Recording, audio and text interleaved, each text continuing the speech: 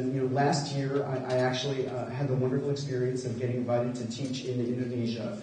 And I went and visited a village where they produce tempeh. And, they propagate the tempeh, the mole, in the most straightforward, easy way. They just put a few inoculated beans in between two leaves of a particular tree called waru. It's a hibiscus family tree.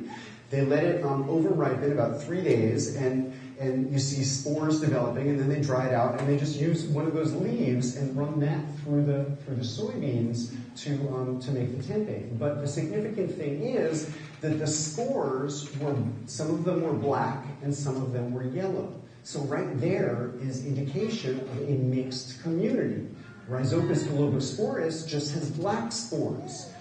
It's Aspergillus family molds that have the yellow spores. So in its traditional manufacture, it's able to mixed community. And again, it was a microbiologist, sort of trying to get rid of all the extraneous organisms and just pick out the one that was important. So, the U.S. kind is called Rhizopus oligosporus var. Saito. Saito is a Japanese biologist who, went to Indonesia, was interested in tempeh, and sort of out of the larger community we found in there, he picked out the one. So, just with this theme of community, I think, we have to see it, at the microbial perspective that, microorganisms exist in communities. They sort of evolve as stable communities. We can work with them very easily as stable communities. And really, microbiology, because of this sort of bias that, any organisms beyond the most specifically utilitarian ones must be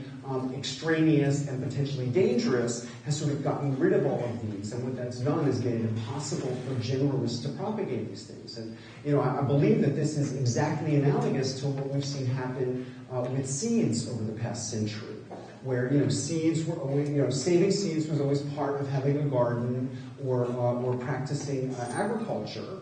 And, you saved seeds, and, sort of seeds, became selected for particular local environments. And then, plant breeders early in the 20th century said, well, we can improve upon the traditional seeds, by creating hybrids and offering improved yields. And, indeed, the hybrids could offer improved yields under ideal circumstances. But that's a big catch under ideal circumstances. So, in most places, you don't have ideal circumstances. So, they ended up needing irrigation systems, they ended up needing pesticides, and the one thing that generalist farmers or gardeners couldn't do is breed those hybrid lines, breed line A and line B together. So it sort of has bred dependency and made it, impossible, at least with those improved varieties, for, generalist farmers to save the seeds. So just, parallel processes. Now, obviously, community also exists at this bigger level of, people coming together. And, anytime you look at people coming together, there's food involved. Often there are fermented beverages involved. So I would say that food and fermented beverages are, they're intrinsically community building. And, not only the aspect of eating them, but the aspect of producing them. So, we're thankfully in the midst of this amazing revival of, local food. And, the first manifestation of this has been through agriculture. So, farmers markets.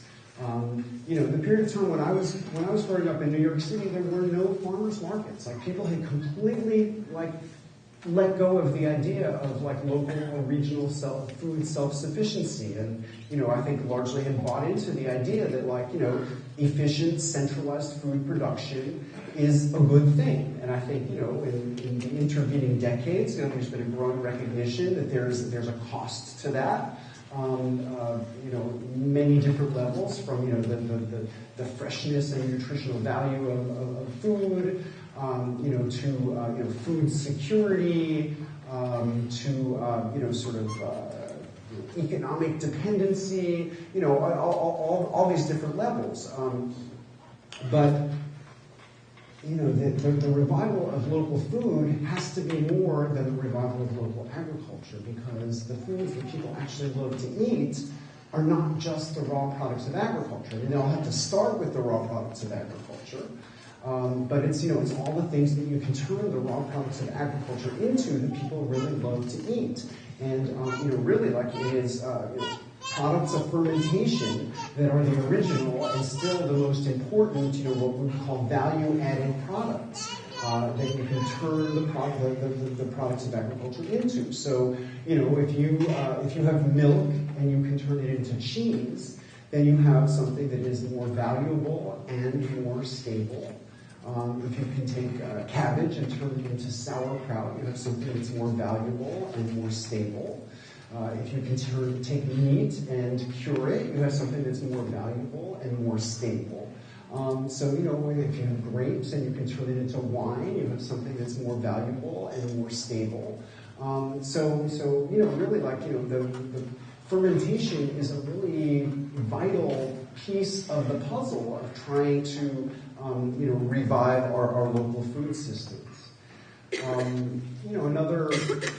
Another aspect of all of this is, the idea of, like, self-sufficiency. I think, there's a lot of hype about self-sufficiency, and certainly you could grow anything, you could make anything, but it's not really practical for everybody to make everything. And I've devoted the last 20 years to experimenting and trying to make all these things. I've made miso, I've made soy sauce, I've made sausages, I've made salamis. I make sauerkraut all the time, but I think I make bread, but it would be impossible for any one person or even any one household to make all of these things all of the time. So, I'm certainly a generalist, and I want to encourage people to, experiment widely, but I think we also have to be realistic and recognize, not everybody can produce everything for themselves, and it's not even desirable for them to do that. And I think, the fermentation arts really do give rise to specialization, but specialization doesn't have to mean that, all of the grain is grown in, sort of like, one part of the country, and all of the malting is done in 8 facilities in that part of the country, and, all of the beer is made at a half dozen breweries. Specialization does not have to give way to centralization. And it's so heartening to see a place like this where, a relatively small city is supporting a vast number of fermentation enterprises. And that is, that's economic development, It's like, people making their living, making something that people love to eat. I mean, you're making something sort of tangible that people want, and and people are supporting local jobs to do that. And so, like a part of the local food revival, certainly has been and needs to continue to be a fermented foods revival. Let me just end by talking about, like, this other connotation of the word fermentation. So I already talked about the derivation of the word fermentation has to do with bubbles. But there's this whole other connotation that people talk about, political ferment, social ferment, cultural ferment. I've even seen references to intellectual ferment and spiritual ferment. And so that's the same quality of bubbles, except it's a metaphor for when people get excited.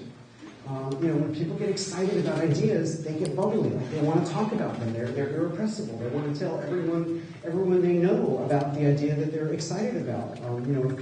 If people believe that change is possible, they want to sort of share their excitement and spread that feeling. And like that's what that connotation of the word fermentation really comes from, is the idea of, like, people getting excited and bubbly and irrepressible. And I would say that, reclaiming our food is, a really important, change agenda right now. I mean, the centralized food system, reliant on heavy application of chemicals, depleting water resources. It is just, it's utterly unsustainable. And we have to change that. And we are changing that, by reviving all aspects of local food production. But I think this is just one aspect of the change we need to create. So I guess I want to wrap up my remarks by just sort of saying fermentation is not only a way to create delicious, stable, healthy foods, but it's an engine of social change. And so with that, I'm going to wrap up my conversation about sort of the big picture issues, and now I'm really happy there's 2 microphones there, and if anyone has questions, either about these things I've been talking about, or about the mold on your sauerkraut, or what your sourdough is doing, I am happy to do my best to address them. I just want to thank you for the work that you do and for your talk this evening.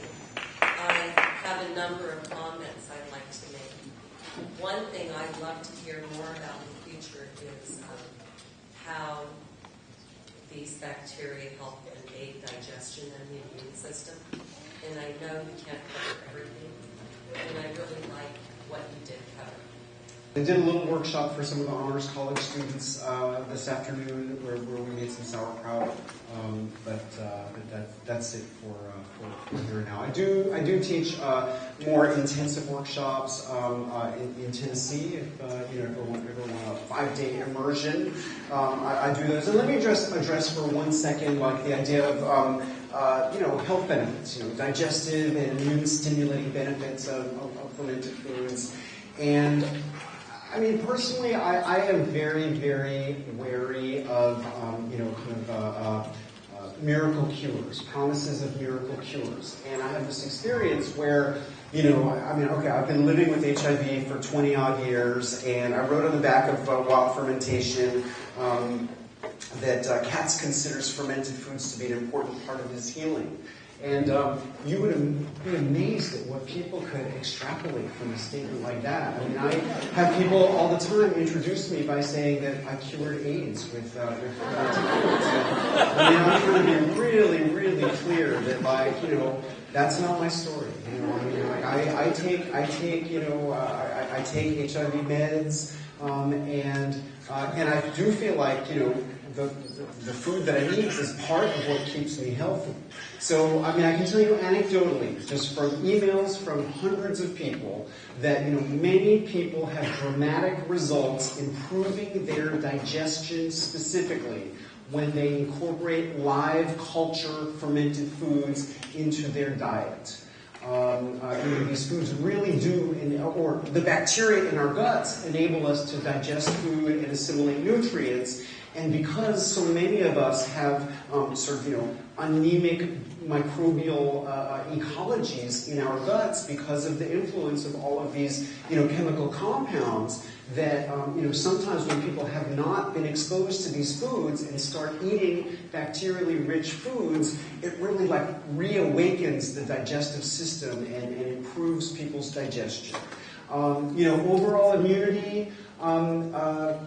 Most of the research is about probiotics. Actually, just a couple of weeks ago, there was research published with a group of college students in a dormitory. They put some of the group on a probiotic and some of the group not on the probiotic. And the group on the probiotic had fewer colds. And when they did have colds, they lasted for a shorter period of time and with less severe symptoms. Now, in the probiotics industry, that's always about sort of specific proprietary strains of bacteria. And the probiotics industry would say, well, you can't extrapolate that, benefits that you would get from, this particular probiotic strain you could get from eating sauerkraut. And, who's going to pay for clinical trials for sauerkraut?